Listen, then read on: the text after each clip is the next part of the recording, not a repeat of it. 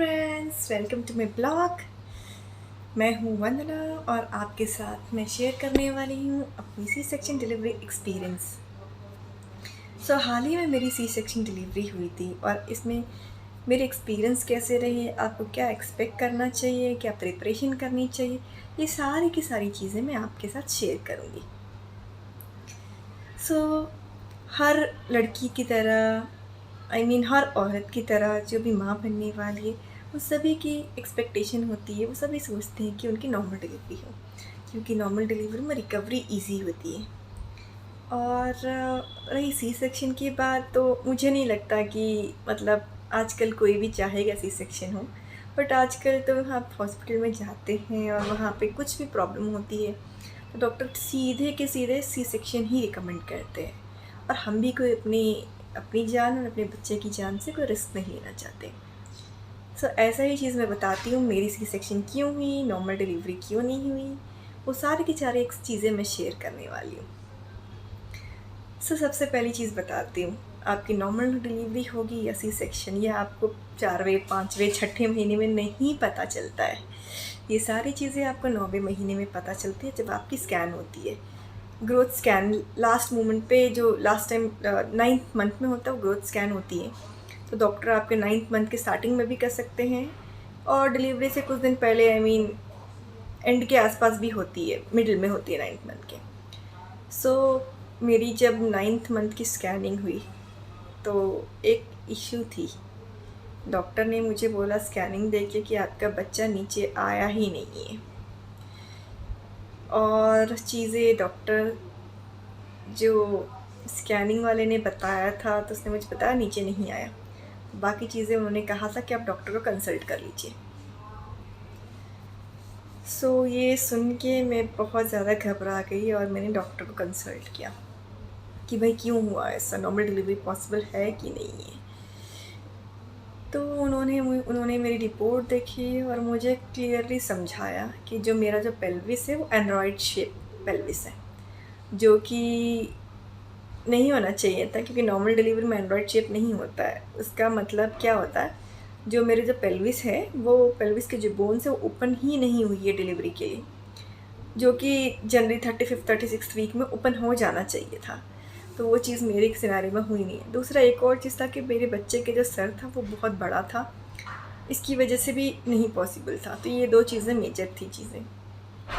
तो मैंने डॉक्टर को बोला कि डॉक्टर का नॉर्मल डिलीवरी हो सकती है इसमें। डॉक्टर ने बोला कि एक काम करते हैं, थोड़ा वेट करते हैं, ठीक है, वेट करते, हो सकता है कि आपका पेल्विस बोन खुल जाए एंड बच्चा नीचे आ जाए, थोड़ा वेट करते हैं। 9th वीक में स्टार्टिंग में तो मैंने स्कैनिंग करा ली थी, फिर वेट किया मैंने। तो एवरी वीक मैं जाती थी डॉक्टर के पास, दिखा स्कैनिंग भी 1-2 बार किया था, पर डॉक्टर ने इंटरनल एग्जामिन भी किया था। तो डॉक्टर अपने फिंगर डाल के कर देखते हैं, इंटरनल एग्जामिन करते हैं कि ओपन हुआ है कि नहीं हुआ। तो डॉक्टर ने मेरी फिजिकल एग्जामिन भी करी थी, उन्होंने बोला कि आपका जो बोन है वो ओपन ही नहीं हुआ है और बहुत हार्ड है। तो ये सारी चीज़ें देख के मैं थोड़ा सा ज़्यादा घबरा गई थी। डॉक्टर ने स्टिल मुझे होप दे कि चलो देखते हैं, अगर इस दौरान में अगर आपको किसी टाइप का पेन हो या वाटर ब्रेक हो या ब्लीडिंग चालू हो तो आप आ जाइएगा। तो कुछ चांसेस है, कुछ तो हो सकता। और मैं आपको फ़ोटो शेयर करूँगी। मेरा जो पेट था वो एकदम फुटबॉल की तरह था, literally I am telling you, football की तरह था।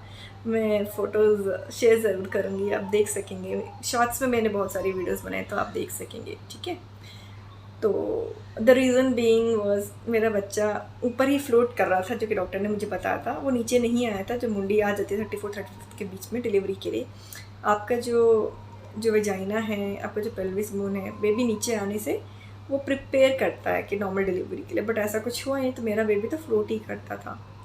और ऐसा बोलते कि 9वें महीने में बच्चा ज़्यादा मूवमेंट नहीं करता, और मेरा तो ऐसा कुछ सिनेरियो नहीं था। मेरा बच्चा तो हमेशा हिलता रहता था पेट में, हमेशा मेरे पेट में मूवमेंट होती रहती थी, हमेशा ऊपर की तरफ। बेसिकली ऐसा था मेरा पेट, ऐसे करके ऊपर की तरफ था। तो ये सारी चीज़ें थी। तो मैंने 2-3 बार डॉक्टर को कंसल्ट कर लिया, सब कुछ किया, और डॉक्टर ने फिर बोला कि, और मेरी जो ईडीडी थी, तो डिलीवरी का डेट था मेरा 28 26 नवंबर था मेरा। डॉक्टर ने बोला चलो तब तक वेट कर लेते। मैंने कहा ठीक है वेट कर लेते हैं, हो सकता है तब तक आ जाए। तो इतने बीच में मैंने 2 बार स्कैनिंग कराई थी पेशेंट, और दोनों बार डॉक्टर ने वही बोला भाई नॉर्मल डिलीवरी तो पॉसिबल ही नहीं है।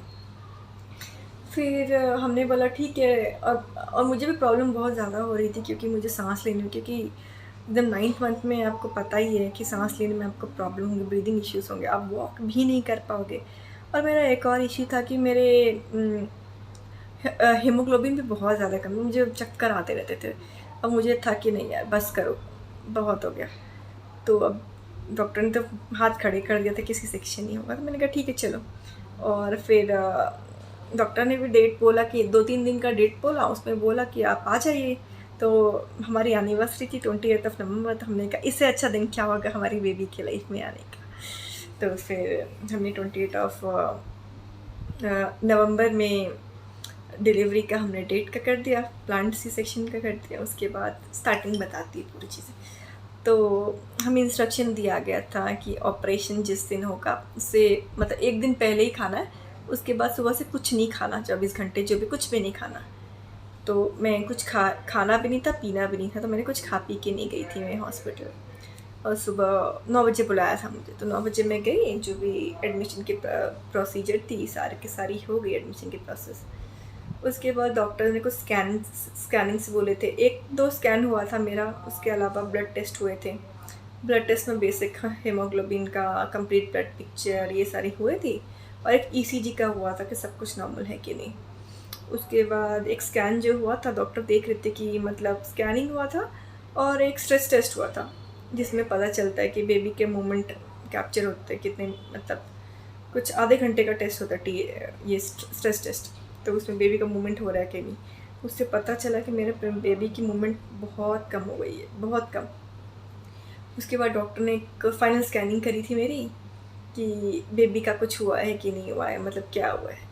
तो डॉक्टर ने स्कैनिंग किया तो डॉक्टर ने बोला कि आपका बेबी मूव ही नहीं हो रहा है, और बेबी के हाथ में नाल मतलब फंसी हुई थी। तो ये नया था जिस दिन डिलीवरी होनी थी उस दिन, इसलिए आपका बच्चा जो है ज़्यादा मूवमेंट नहीं कर पा रहा है, उसको प्रॉब्लम हो रही है ब्रीदिंग में भी। तो थोड़ा सा मैं ज़्यादा टेंशन में हो गई थी। बट जैसे कि डॉक्टर ने कहा था डिलीवरी तो आज ही होनी थी, आज ही मतलब उस दिन जो डेट बोला गया था उसी दिन होने वाली थी। तो ज़्यादा टेंशन की तो बात नहीं थी। तो उसके अलावा ये सारी स्कैनिंग सब कुछ हो गया, एडमिशन की फॉर्मेलिटीज़ भी हो गई थी। और मुझे बोला गया था कि 1 बजे का टाइम दिया था ऑपरेशन का बेसिकली।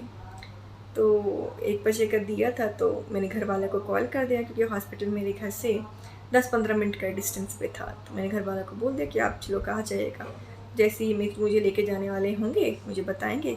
डॉक्टर ने मुझे कहा था कि मैंने उनको रिक्वेस्ट किया था कि आप मुझे 5-10 मिनट पहले ही बता दीजिए ताकि मैं अपने घर वालों को एडवांस में बोल दूँ। तो मैंने उसी हिसाब से घर वालों को मैंने बोला। तो उसके बाद मुझे 12:30 को ही 1 बजे का टाइम बोला था डॉक्टर ने, पर मैं 12:30 से ना प्री ऑपरेशन जो भी प्रोसीजर होता है वो करने के लिए मुझे लेके चले गए थे।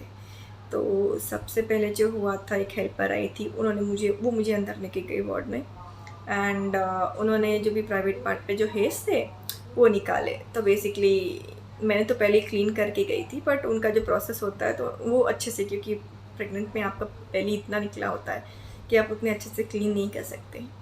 तो उन्होंने पूरा थोड़ा सा टमी के आसपास का और प्राइवेट पार्ट का पूरा मेरा हेयर्स निकाले थे। उसके बाद का जो प्रोसेस था थोड़ा सा मतलब अनएक्सपेक्टेड था, क्योंकि मेरा कुछ ऑपरेशन पास में किसी चीज़ का हुआ नहीं है, तो थोड़ा सा अजीब प्रोसेस लगा मुझे। तो जो हेल्पर थी वो एक बोतल लेकर आई थी। उस बोतल में पता नहीं पानी था क्या था, I have no clue about that. तो और इसमें एक पाइप लगा हुआ था। तो उन्होंने क्या किया, जो पाइप था मेरे जो पीछे ना जो पॉटी वाला एरिया जहाँ से हम पॉटी करते हैं, तो वहाँ पे उन्होंने इंसर्ट किया। और इंसर्ट करने के बाद मुझे बोला कि अपने मुंह से सक करो, ऐसे करो। तो ये क्या है ये तो मैंने मुझे नहीं पता कुछ। तो मैंने उनसे पूछा क्या है, तो तेलुगु में बोलते सप्पम सप्पम, जो कि मुझे सप्पम या जो भी मैं गलत स्पेल कर सकती हूँ, हो सकता है कि मुझे तेलुगु नहीं आती उतनी समझ में। तो फिर उन्होंने ऐसे बोला, तो ये प्रोसेस आधे घंटे को मैं ऐसे करते ही करते गए। और उन्होंने बोला कुछ फील हो रहा है वाटर अंदर आते हुए कुछ। मैंने कहा हाँ हाँ मुझे ऐसे फील हो रहा है, तो मैंने किया, बट मुझे नहीं पता था ये क्यों प्रोसेस हो रहा है, क्या है इसका अ, मकसद। तो फिर क्या हुआ, तो उनके बताने पर मैं समझी नहीं, तो फिर मैं ये प्रोसेस होने के बाद उन्होंने बोला ठीक है आप अपने हस्बैंड के पास चल जाओ और अपनी जो भी ज्वेलरी आपने पहना है उतार दीजिए। मैंने कहा ठीक है। तो मेरे हस्बैंड वार्ड के बाहर ही वेट कर रहे थे, तो मैं पूरी ज्वेलरी भी उतारी और फिर उनसे बात कर रही थी, और बात करते करते ही अचानक से मुझे लूज़ मोशन जैसे कुछ सेंसेशन हुई, अचानक से पेट में गड़बड़ गड़बड़ गड़बड़ हुई। मैंने कहा अरे मैं तो पेट भी ठीक था, मैंने सुबह कुछ खाया भी नहीं, और मुझे नहीं लगता कि ऐसा होना चाहिए था अचानक से। तब मैंने उन्हें बोला अरे ऐसे ऐसे इन लोगों ने किया और अचानक से मुझे पोटी जैसे लगने लगी। तो उन्होंने मुझे बताया अरे ये प्रोसेस होता है किसी भी टाइप के ऑपरेशन से पहले ना, तो वो लोग ऐसे ये प्रोसेस करते हैं। इस प्रोसेस का कुछ तो नाम बोला था उन्होंने जो कि मुझे याद नहीं है। तो ये प्रोसेस कहते हैं जिससे पेट पूरा साफ़ हो जाता है ऑपरेशन से। मैंने कहा ठीक है। तो फिर मैं फटाफट वॉशरूम गई और एकदम पेट साफ़ हो गया मेरा। फिर उसके बाद उसके बाद मैं ऐसे बैठ रही थी उन लोगों के पास, और मुझे बेसिकली वो लोग बार बार बुला रहे थे कि आइए मैडम आइए, हो गया आपका मिली हैं तो चलो बाकी प्रोसेस स्टार्ट करते हैं।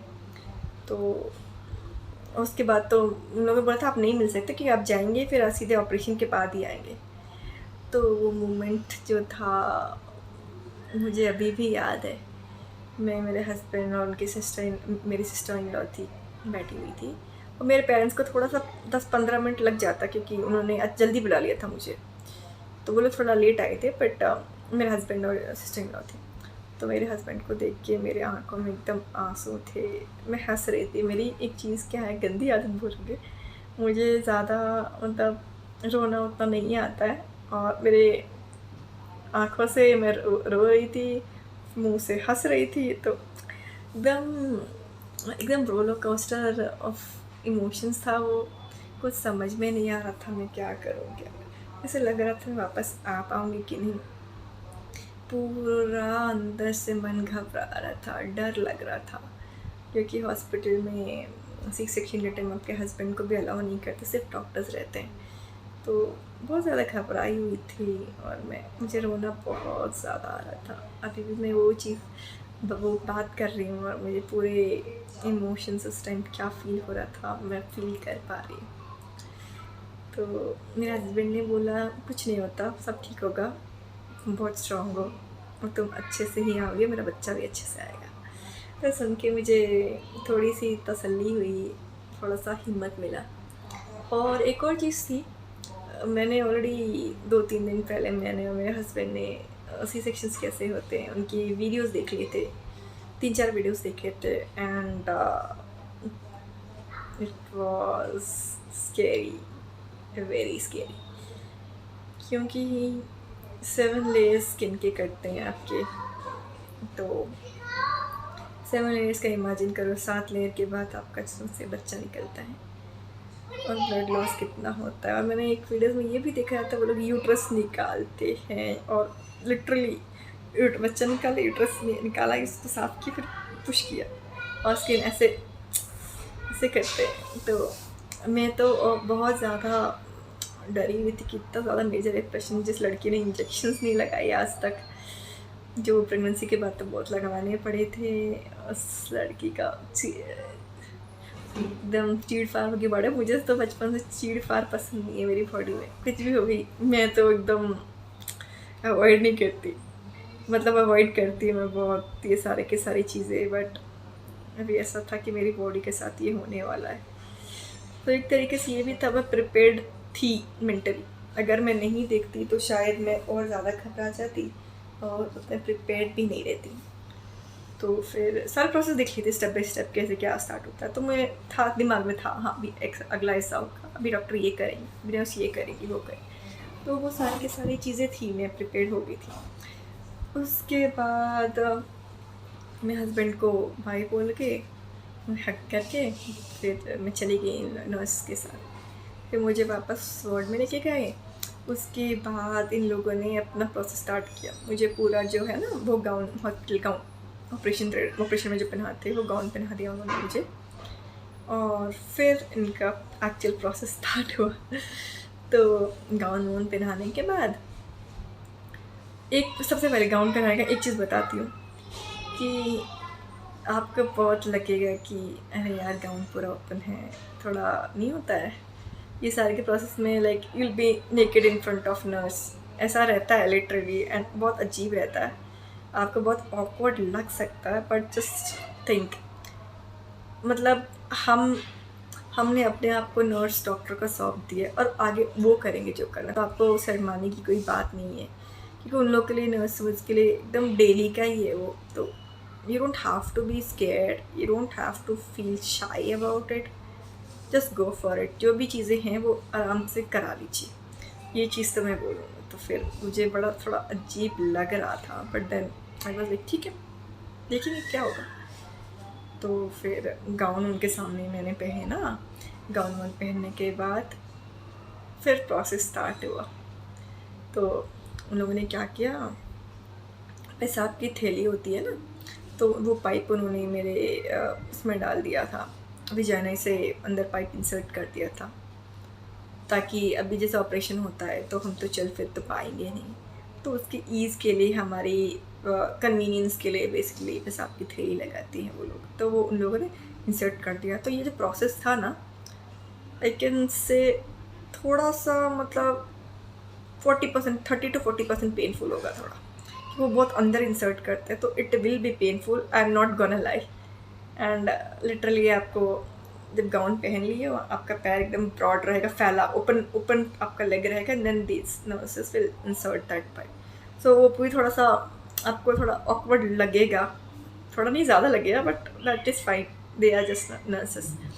तो ये प्रोसेस हो गया पेशाब की थैली का, थोड़ा पेनफुल तो था थोड़ा सा, तो आप इतना भी नहीं कि आप मैनेज नहीं कर पाओगे, बट हो जाएगा मैनेज, टेंशन मत लो उसका। ये प्रोसेस हो गया। उसके बाद पेनफुल प्रोसेस कैनुला लगाने का तो उसके बाद जो था कैनुला लगाने का प्रोसेस स्टार्ट हुआ, और आपको पता है ये तो आपके यहाँ पे नस में दी जाती है यहाँ पे, तो और नस में कुछ भी चीज़ें देते तो it is literally very painful. झूठ नहीं बोलूँगी, मुझे शुगर कोटिंग नहीं आती है, तो मैं तो झूठ नहीं बोलूँगी आपको, मुझे तो लगा पेनफुल, आपको हो सकता है आपको उतना ना लगे, क्योंकि मैं डरपोक हूँ ही बहुत ज़्यादा, तो मुझे तो बहुत ज़्यादा पेनफुल लगा। तो उन लोगों ने कैनुला लगा दिया, उसके बाद वो एंटीबायोटिक का इंजेक्शंस लगाने, और एक एक इंजेक्शंस इतने ज़्यादा पेनफुल थे, इतने ज़्यादा पेनफुल थे कि मैंने रो ही दिया। मुझे 4-5 इंजेक्शन लगे थे, उसमें कुछ कुछ एंटीबायोटिक है, तो कुछ कुछ जो भी लगाते हैं वो लोग वो थे। तो पेनफुल बहुत ज़्यादा था, और इतना था कि मैंने रो दिया लिटरली, बहुत ज़्यादा। तो नर्स बोल रही है कि मैडम आप क्यों रो रहे हो छोटे बच्चों की तरह, तो मैंने बोला कि बहुत ज़्यादा दर्द कर रहा है। तो वो नर्स हंसने लगी, बोले मैडम पहली बार लगा है क्या आपको कैनुला और ये इंजेक्शन ऐसे? मैंने कहा हाँ पहली बार लगे एंटीबायोटिक है, तो मैं तो वैसे लगवाती, मैं तो भाग जाती थी बचपन में भी। हाँ, मतलब हम लोग तो आर्मी में थे, तो बचपन में भी वो डॉक्टर्स आते थे ना वो इंजेक्शन लगाने के लिए, वैक्सीनेशन में भाग जाती थी, और मैंने कभी लगवाए नहीं तो यही चीज़ थी। और उसके बाद थी बहुत सारी चीज़ें, तो फिर मैं कैसे मैंने अपने आप को शांत करा, मैंने कहा अभी ऐसा कर रही हूँ मैं तो फिर अच्छा नहीं होगा मेरे लिए, तो लगवाना ही है, तो मतलब इमोशन को कंट्रोल रखूँ, क्योंकि मैं पहले ही सेंटी हो रखी थी कि मैं हस्बैंड से मिल के आई थी और घबराई हुई थी, तो इंजेक्शन लगाने के बाद और ज़्यादा सेंटी हो गई मैं। तो ये सारी चीज़ें थी। इसके बाद ये सारे इंजेक्शन सब कुछ लग गए, उसके बाद अब होता है ऑपरेशन थिएटर। उसके बाद होता है ऑपरेशन थिएटर। तो ऑपरेशन थिएटर का स्टार्ट हुआ, फिर प्रोसेस पूरा मुझे लेके जाया गया ऑपरेशन थिएटर में, और वहाँ पे मैंने हमेशा टीवी में देखा है कि ऑपरेशन थिएटर कैसा होता है, और अब रियलिटी में देखा मैंने। रियलिटी में देखा तो भाई डर गई मैं बहुत ज़्यादा, सीरियसली बहुत ज़्यादा डर गई। क्यों डरी मैं वो बताती हूँ। मैंने देखा नर्स लोग जो थी, एक ट्रे रखा हुआ था, वहाँ पे कैंची थी, अलग अलग टाइप की कैंची, सीज़र कैंची थी, नाइफ़ था और कुछ स्किन कट करने के लिए अलग अलग चीज़ें थी। तो मुझे लगा ये औज़ार जो है इससे मेरा पेट कटेगा, ये सोच के और डर गई मैं। उसके बाद मुझे तो बिठा दिया गया, वो जो बेड जैसा रहता है ना जिसमें ऑपरेशन होता है, बेड या टेबल जो भी बोलोगे, वहाँ पे लेटा दिया गया था। मतलब डॉक्टर तो नहीं आए थे, तो मैं बैठ गई थी, लेटी नहीं थी मैं। उसके बाद मैं मतलब रूम में मैं 1-2 घंटा रही होंगी, तो डॉक्टर नहीं आए थे उस टाइम, दूसरी डिलीवरी चल रही थी बेसिकली। तो वो 2 घंटे मैं क्या कर रही थी, मैं ऑपरेशन के जो लाइट रहता है ना ऊपर, मतलब हमेशा ऐसे करके ऐसे डिस्टेंस में रहते ऊपर, पूरे लाइट चलते हैं ऑपरेशन के टाइम, तो वो देख रही थी मैं। तो तो जो ऑपरेशन की लाइट रहते हैं वो मैं बार बार देख रही थी, मतलब डरावने दिख रहे थे बहुत ज़्यादा। उसके बाद मैंने एक वो भी देखा, बच्चे को लेने के लिए लेके जाता है जब कुछ रहता है, मतलब जिससे पेरेंट्स को दिखाते हैं, वो भी मैंने देखा। मैंने कहा अच्छा इसे बच्चे को रखते हैं।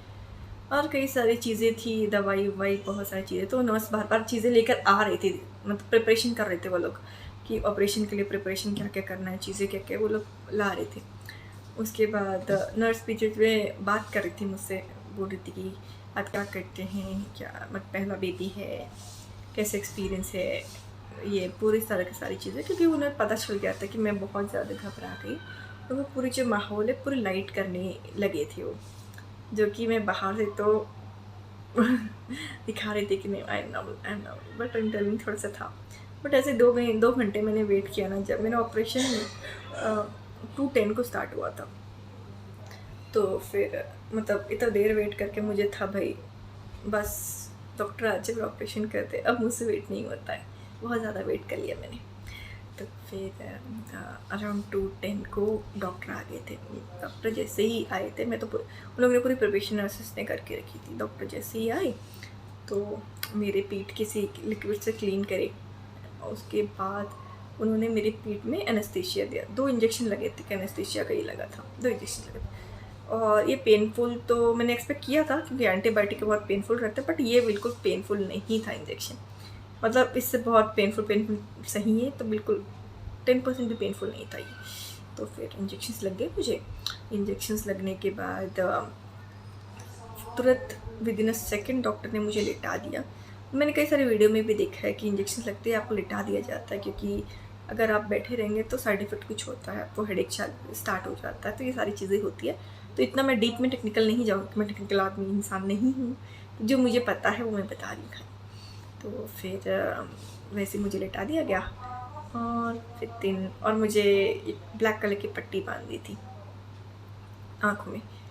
उसके बाद तुरंत ही मुझे फील होने लगा कि मेरी skin layer by layer cut रही है, क्योंकि मतलब उन्हें एनेस्थीसिया दिया, तुरंत स्टार्ट कर दिया था। दर्द बिल्कुल नहीं हो रहा था, आई वोंट से दर्द हो रहा था, दर्द बिल्कुल नहीं हो रहा था, but I could feel like skin को कट होना, एक एक चीज़ें मुझे फील हो रही थी। हाँ ये कट हो रहा है, कट हो रहा है, कट हो रहा है। और मुझे ऐसे मैं इमेजिन कर रही थी वो वीडियो, और उनका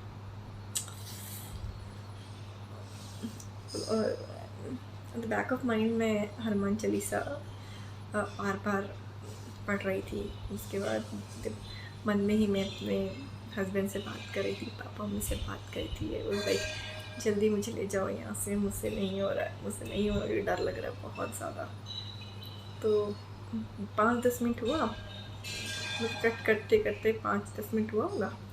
उसके बाद मुझे अचानक से ऐसा लगा कि मेरी कुछ ज़्यादा हैवी फील है, कुछ हैवी चीज़ निकली है मुझसे, बहुत ज़्यादा हैवी, फुल फोर्स से खींचा गया।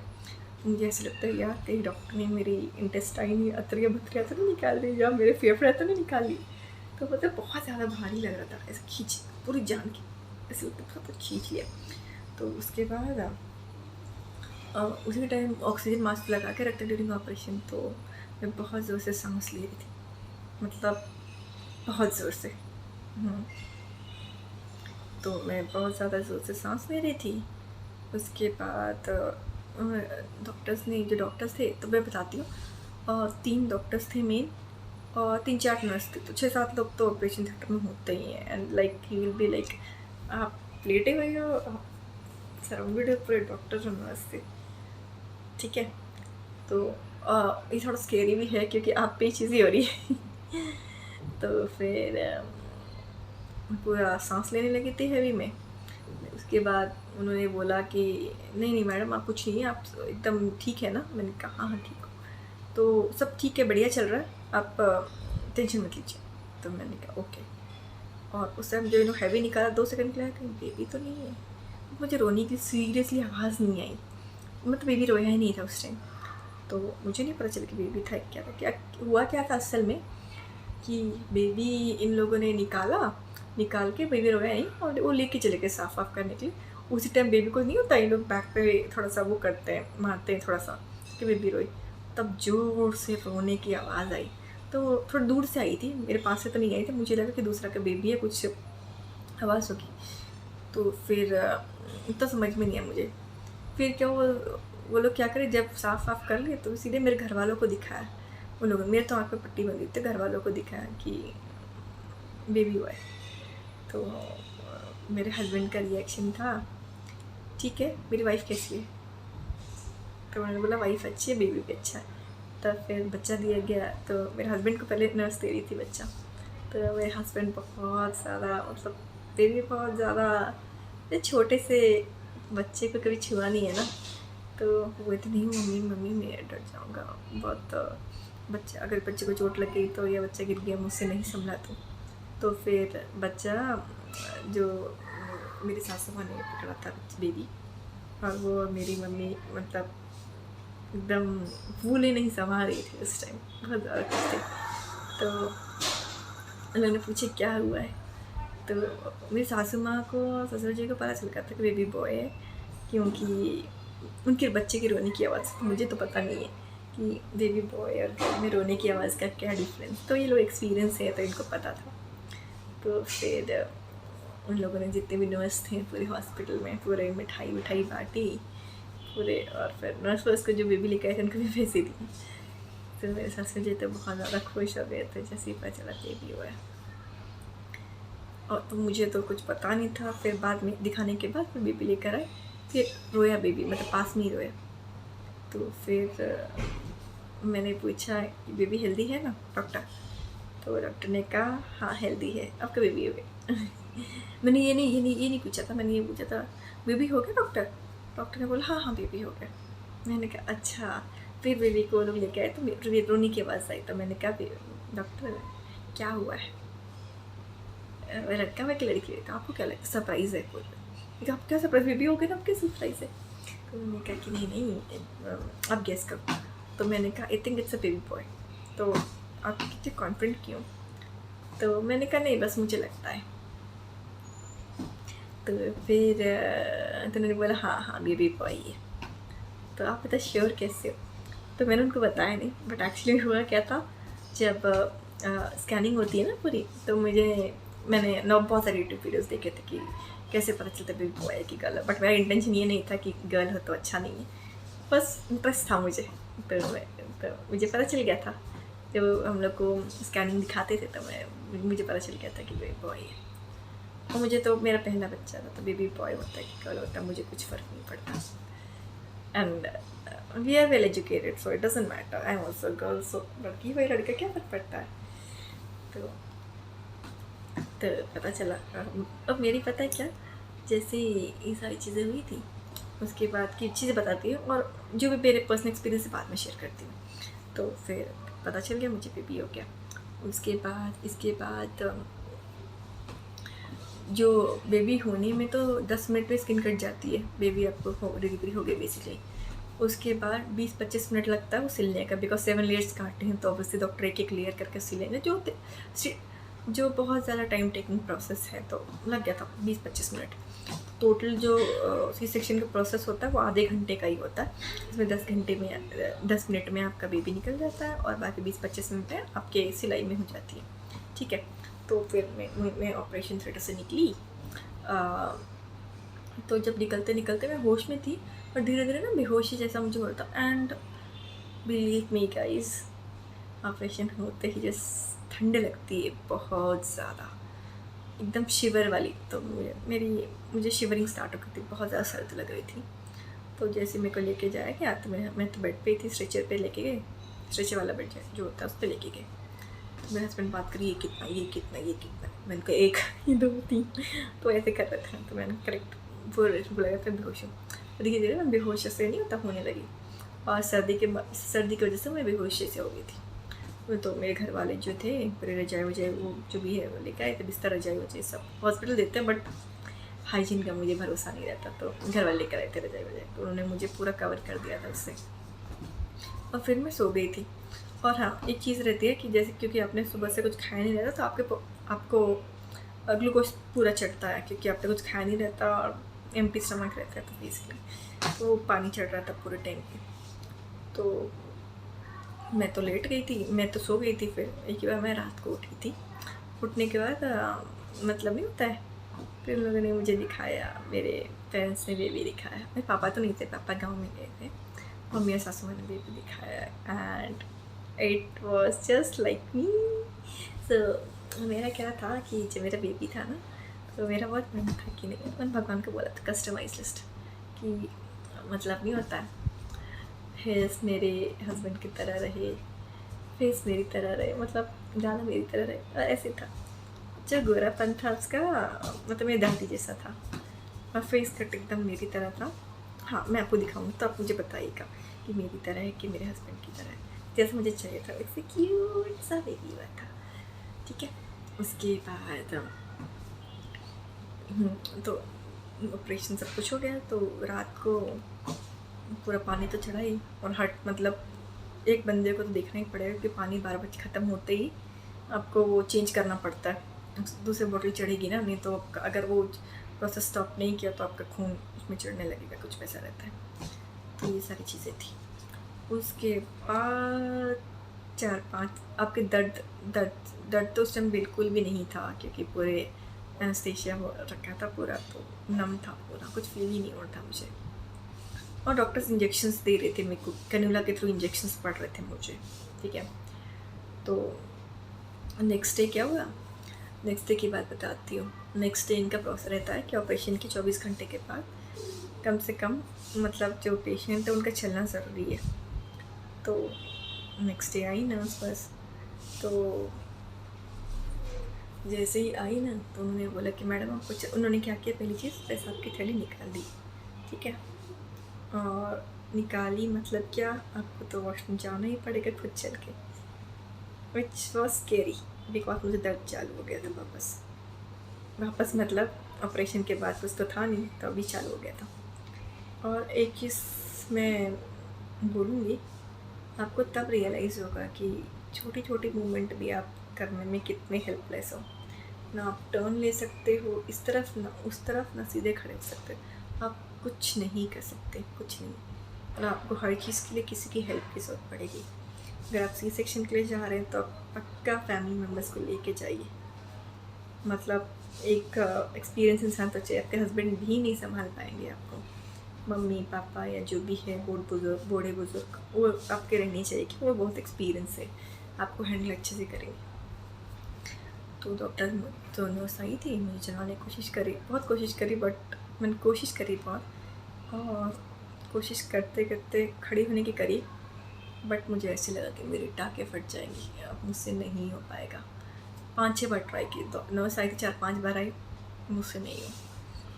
मुझे बहुत ज़्यादा डर लग रहा था, बहुत ज़्यादा, टाँके कटने का ही तक, मतलब टाँके फट जाएंगी। और पूरे ज़ोर ना सीधे स्टिचेस पे लग रहे थे, सीधे स्टिचेस पे, बहुत ज़्यादा दर्द हो रहा था। और बोलते हैं ना सी सेक्शन के बाद जो फर्स्ट वॉक रहता है बहुत ज़्यादा पेनफुल, बहुत ज़्यादा। तब आपको रियलाइज़ होता है कि कुछ चीज़ें आपको कभी मायने नहीं रहते थे, जैसे हाथ हिलाना, पैर हिलाना, सब कुछ आपके लिए नॉर्मल था। कभी हमने सोचा नहीं था कि एक छोटी छोटी मूवमेंट करना बहुत एक दिन मेहनत करनी पड़ेगी या बहुत मुश्किल से चीज़ें होगी। तो फिर डॉक्टर आई, फिर डॉक्टर ने बोला आप पेशेंट चलिए क्या, नर्स से पूछो। तो उन्होंने कहा नहीं पेशेंट चल ही नहीं रही है। तो डॉक्टर ने मुझे थोड़ा सा डांटा कि नहीं मैडम ऐसा नहीं होता है, आपको चलना पड़ेगा। तभी पता चलेगा कि सब कुछ ठीक है कि नहीं है। उसके बाद मेरे हस्बैंड ने को बहुत कोशिश की मुझे चलाने की। मैंने लिटरली कंधा दिया, सपोर्ट दिया मुझे, और नहीं होता है वो एकदम नीचे बैठ गए थे और बोला कि मेरा सपोर्ट लेके धीरे धीरे चलो। और मतलब आधे घंटे 1 घंटे ट्राई किए और उनके सपोर्ट की वजह से मैं चल पाई। और चले भी मैं आराम से, मतलब चल नहीं पा रही थी ज़्यादा, पर थोड़ा थोड़ा, but I was able to. तो वॉशरूम में भी जाने का वही पूरा सपोर्ट कर रहे थे। तब मुझे ये लगा कि भाई सपोर्टिव हस्बैंड तो बहुत ज़्यादा ज़रूरी, बहुत ज़्यादा। आई वॉज लकी ये ऐसा हस्बैंड मिला। लिटरली आंखों में आंसू थे कि ये कितना कुछ कर रहा है मेरे लिए। तो वैसे सभी का हस्बैंड करता है, वो तो है ही। वो तो मैं तो अपने हस्बैंड के बारे में बात करती ना। तो फिर इस तरह मैं चली। उसके बाद मुझे डॉक्टर ने पूछा यूरिन पास किया क्या, क्योंकि यूरिन पास करना भी ज़रूरी है। कैसा भी होता है ना कई बार कि सर्जरी में या कुछ ना अलग नस कट गई या कुछ, तो ये पता करना भी ज़रूरी है। तो फिर तो उस दिन तो नेक्स्ट डे तो मैंने यूरिन पास ही नहीं किया। उसके अगले दिन फिर मैंने यूरिन पास किया। तो मैंने डॉक्टर को बोला हाँ डॉक्टर मैंने यूरिन पास किया। उसके बाद डॉक्टर ने बोला पॉटी का भी रहता है कि पॉटी भी मतलब करने का, तो कुछ खाई नहीं, लिक्विड डाइट पे तो कहाँ से होती। फिर नेक्स्ट डे भी डॉक्टर ऑक्सीजन चढ़ा था शायद मेरे को, ऑक्सीजन नहीं मतलब ग्लूकोज चढ़ा था। 3rd डे से मुझे बोला कि आप लिक्विड खाना स्टार्ट कर सकते हैं। लिक्विड में डॉक्टर ने मुझे यहाँ पे तब बोला कि साउथ साइड में क्या होता है, आप इडली खा सकते हैं, डोसा खा सकते हैं, और खिचड़ी विचड़ी भी खा। हम लोगों ने डॉक्टर को पूछा आप खिचड़ी विचड़ी खा सकते हैं, तो डॉक्टर ने बोला हाँ खिचड़ी दाल का पानी ये सब। तो फिर मेरे यहाँ से लेकर आया था खिचड़ी विचड़ी, तो मैंने वही खाया। मैं आज प्लेन खिचड़ी मुझे बिल्कुल पसंद नहीं, और कैसे भी मैंने खाया। मतलब बोलते ना मरता क्या नहीं करता, तो फिर तो मैंने खाया। फिर कोई एनर्जी कुछ भी नहीं थी। पानी तो मैं 4 दिन का हॉस्पिटल स्टे था और 4 दिन मुझे पानी तो चढ़ ही रहा था पूरा। और दिन में मुझे कितने, सुबह 4 इंजेक्शन, दोपहर 4, रात को 4, टोटल ना 12 इंजेक्शन डेली के लगते थे मुझे। और ऐसा था कि मेरे जो हाथ है ना, मुझे कैनुला लगा था, वो पूरा मतलब सूज गया था, इतना मोटा सूज गया था। सूज गया मतलब तो उन्होंने उसने चेक किया, तो उन्होंने मुझे दूसरे दिन चेक किया, बोले बहुत सूज गया है। तो नहीं काम करता, फिर ये हाथ पे ट्राई करता, फिर यहाँ पे उन्होंने किया, देखा तो ये फाल सूज गया बहुत ज़्यादा। और मतलब बार नहीं होता, मतलब जैसे कि करूँगा लगता है तो कई बार नहीं होता, हिल जाता है, जो भी होता है नस नहीं रहता है। तो उन्होंने 2-3 बार ऐसे नस में प्रिक किया होगा कैनुला से, तो फिर बहुत ज़्यादा दर्द हुआ मुझे, मैं रोना फिर तो चालू हो गया था बहुत। तो उसके बाद ये 2 दिन तो ऐसा हुआ कि बच्चे को तो पिलाने का डॉक्टर ने डेक्सोला के रिकमेंड किया, क्योंकि मेरा C-सेक्शन हुआ था, तो मेरे को मिल्क भी नहीं आ रहा था। बेसिकली मिल्क प्रोडक्शन भी बिल्कुल भी नहीं था मुझे। और दूसरा बेबी मतलब लेने को भी नहीं हो रहा था कुछ भी, क्योंकि मैं I couldn't move my body at all. हल्का सा भी बेबी को रख भी रहे थे तो मुझे बहुत ज़्यादा पेन हो रहा था, दैट वॉज नॉट पॉसिबल। तो डॉक्टर रिकमेंडेड डेक्सोला। तो थर्ड डे क्या हुआ, सास मैंने बोला कि देखिए इसको, माँ को दूध नहीं हो रहा है, ये वो करके देखिए। तो उन्होंने एक मेडिसिन भी दिया था मेरे को 2nd डे से। तो ये क्या बोलते हैं, दूध मिल्क प्रोडक्शन करता, तो वो दिया था। तो मेरे एकदम जो ब्रेस्ट थे बहुत ज़्यादा हैवी हो गए थे, and it was full of milk, ऐसे बोलेंगे गांठ जैसी हो गई थी, पूरा नहीं गांठ हो जाती है ना पूरी वैसे, और बहुत ज़्यादा दर्द कर रहा था मुझे। तो नर्स आई थी, नर्स ने से छू के देखा तो बोला कि नहीं निकलना ही पड़ेगा मिल्क को, या कि गांठ हो जाएगा आपको। तो बहुत ज़्यादा दर्द हुआ था मेरे को। तो उन्होंने क्या किया, बेबी को लेके आए थे और बहुत ज़्यादा ट्राई किया, मतलब निपल लगा के उसको पिलाने की, बट नहीं हो पा रहा था, मिल्क नहीं आ रहा था। फिर उन्होंने क्या किया, स्कैरी था, मुझे भी रोना आ रहा।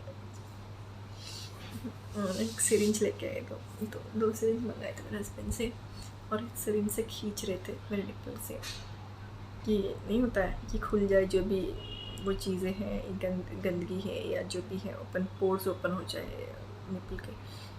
तो वो बहुत ज़्यादा पेनफुल प्रोसेस, वो भी किया उन्होंने, बट निकला था मिल्क, बट उतना नहीं, क्योंकि मेरा अभी तो बिल्कुल मिल्क सूख चुका है। नवंबर में डिलीवरी हुई थी, तो मेरे को हार्डली ना 1 महीना मिल्क निकला होगा, भी थोड़ा सा, मतलब 2-4 बूंद ऐसे।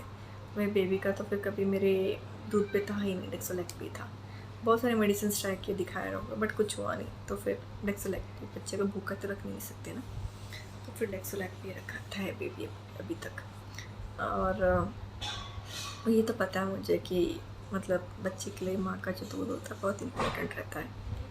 तो मैंने बहुत कोशिश की, बट मेरा तो मिल्क हुआ नहीं।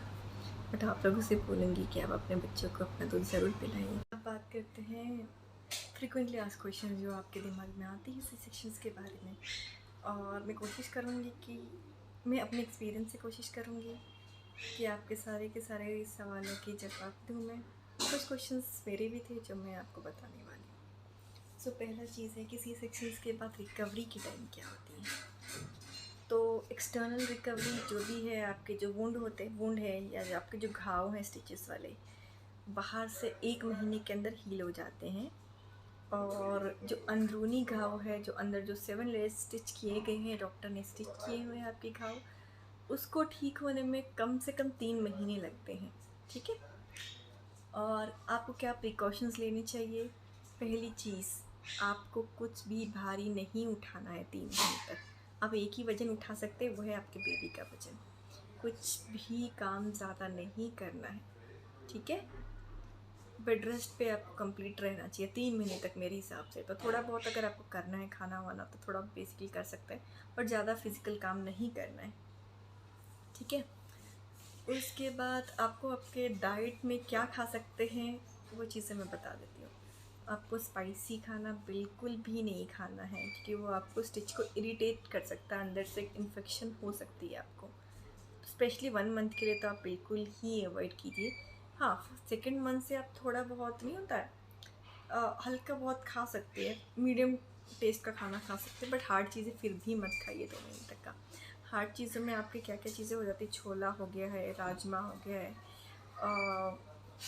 बैंगन तो बोलते हैं, मटर बोलते हैं कि गैस, कुछ कुछ चीज़ें हार्ट की वजह से नहीं खानी, और कुछ कुछ चीज़ें जिससे गैस हो सकती है आपको, वो चीज़ें बिल्कुल भी नहीं खानी। तो आप देख लीजिए किस किस चीज़ों से, जैसे मटर से गैस होती है तो आपको नहीं खानी। बैंगन आपके लिए सही नहीं होगा तो वो भी नहीं खानी। बस ये याद रखें, जो भी चीज़ों से आपके स्टिच पे असर पड़ेगा वो नहीं खा सकते। गैस वाली चीज़ें तो बिल्कुल भी मत खाइए। और जब भी खाना खाएंगे आप कोशिश कीजिए कि थोड़ा गर्म ही खाना खाइए, ठंडा खाना मत खाइएगा। पानी गर्म पी सकते हैं कि ठंडा। अरे हमारे घर वाले तो यही बोलते हैं कि गर्म पानी पियो, पेट नहीं निकलेगा। और उसके पीछे लॉजिक क्या है वो मैं आपको बताती हूँ। पेट निकलने ना निकलने का इसमें कुछ भी सीन नहीं है गर्म पानी का। डॉक्टर्स लॉजिक ये बताती हूँ, या मेरा लॉजिक जो मैंने समझा है मैं आपको वो बताती हूँ।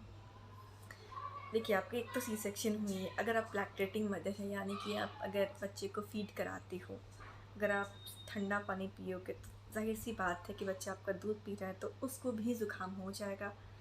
तो आप इस टाइप का रिस्क तो बिल्कुल भी ना लीजिएगा। ठीक है। तीसरी चीज़, अपने आप को मैक्सिमम कवर करके रखना है, नहीं तो ज़ुकाम होने की चांसेस है। अगर ज़ुकाम होगी, पहली चीज़ सबसे हालत आपकी ख़राब होगी, क्योंकि ज़ुकाम होगी, आप खांसेंगे, आपके स्टिचेस पे पूरा ज़ोर पड़ेगा और आपको ऐसे लगेगा कि आपके बस जान निकलने वाली है, ऐसा आपको फील होगा। तो इसलिए नहीं करनी चाहिए। ठीक है। और पेट ना निकलना ऐसा कुछ नहीं होता गर्म पानी से, पहली चीज़। और वेट लूज़ का, अगर क्या पीने से वेट लूज़ होती है, तो मैं आपकी पुरानी फ़ोटो शेयर करूँगी। मेरी कम से कम 12 केजी बढ़ गई थी। मैंने जब मैं प्रेग्नेंट थी, स्टार्ट कंसीव किया था, तो मेरा 61 केजी था कुछ, और मेरा 12 से 13 केजी बढ़ गया। तो I was around 75 kgs 9 months में डिलीवरी के टाइम। ठीक है।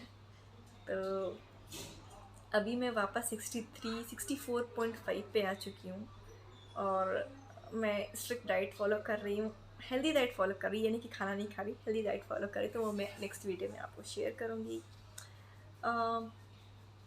ठीक है। और हेल्दी बेबी के लिए क्या करना है वो भी मैं बता देती हूँ।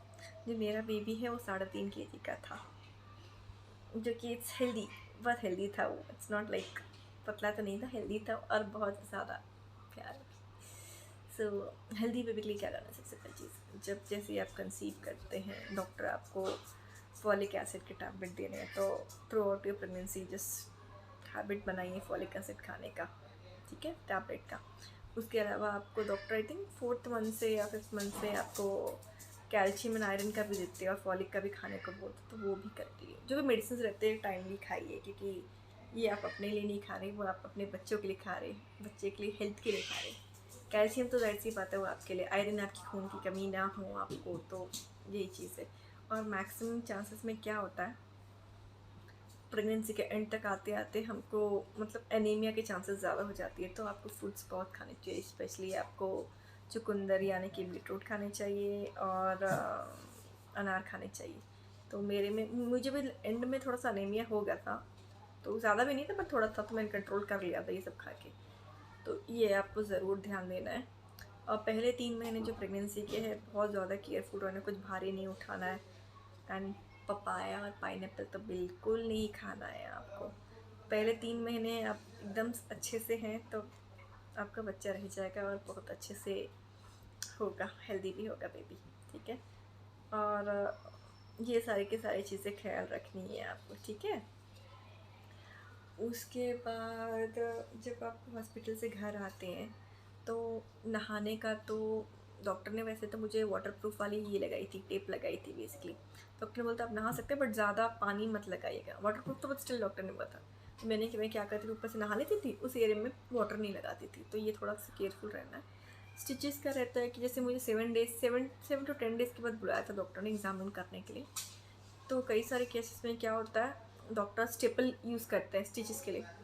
कई सारे में नॉर्मल धागा जैसे कुछ यूज़ करते हैं, जिससे मतलब डॉक्टर 10 डेज 7 डेज़ में कट करते हैं। और कुछ डॉक्टर डिज़ोल्व वाला यूज़ करते हैं, तो वो भी रहता है, ठीक है। और हाइजीन मेंटेन करना बहुत ज़रूरी है आपको थ्रू आउट। हाँ, एक और क्वेश्चन जो मुझे बहुत सारे लोगों ने पूछा है कि सी सेक्शन होने के बाद पीरियड्स कब तक कितने दिन होते हैं। तो मैं ये बताऊंगी कि वेरी करते हैं, किसी को एक हफ्ते तक होता है, किसी को 10 डेज़, किसी को 45 डेज़। तो मेरा केस था 45 डेज़, जस्ट इमेजिन। तो वो डिफ़र कर सकता है, मेरा केस अलग हो सकता है, आपका केस अलग हो सकता है, तो देख लीजिए। अब एक और क्वेश्चन हो गया, पीरियड्स के कितने ऑपरेशन के सी सेक्शन के कितने महीने बाद पीरियड्स वापस चालू होती है रेगुलर। ये भी वेरी करता है। किसी जैसे ब्रेस्ट फीडिंग ममाज होती है, उनके हार्मोन्स अलग होते हैं थोड़े से, तो उस केस में हो सकता है कि 6 महीने बाद आपकी रेगुलर पीरियड स्टार्ट हो सकते हैं, या 1 ईयर के बाद 8 मंथ्स तक, वो वेरी करता है। और जो जैसे मेरा मिल्क प्रोडक्शन नहीं होता है, तो वो हार्मोन सेक्रीशन नहीं होता जिससे मिल्क प्रोडक्शन होता है। तो जो भी लेडीज़ हैं जिनका मिल्क प्रोडक्शन नहीं हो रहा है, उनके जो पीरियड्स हैं वो एज़ कम्पेयर टू जो भी ममाज़ है जो फीड कराती हैं उसके कंपैरिजन जल्दी आते हैं। तो मेरे केस में मुझे with in a month, like मेरे 45 डेज़ कंप्लीट हुआ, उसके बाद 1 मंथ के बाद मेरे पीरियड्स स्टार्ट हो गए थे। तो केस टू केस डिफ़र करता है, आपका केस डिफरेंट हो सकता है और किसी और का और भी डिफरेंट हो सकता है। तो ये कंपैरिजन नहीं होता है ये सारी चीज़ें। तो ये चीज़ हो गई एक, तो ठीक है। उसके बाद और कुछ मैंने मिस किया होगा तो मुझे आप ज़रूर मुझे कमेंट सेक्शन में बताइएगा। और अगर आपको मेरा वीडियो पसंद आया तो ज़रूर लाइक कीजिए, सब्सक्राइब कीजिए और शेयर अपने दोस्तों के साथ ज़रूर कीजिए। मैं ऐसे ही कंटेंट बनाती रहूँगी। आप लोग का प्यार मुझे कंटेंट बनाने के लिए बहुत ज़्यादा प्रोत्साहित करेगा। Thank you so much.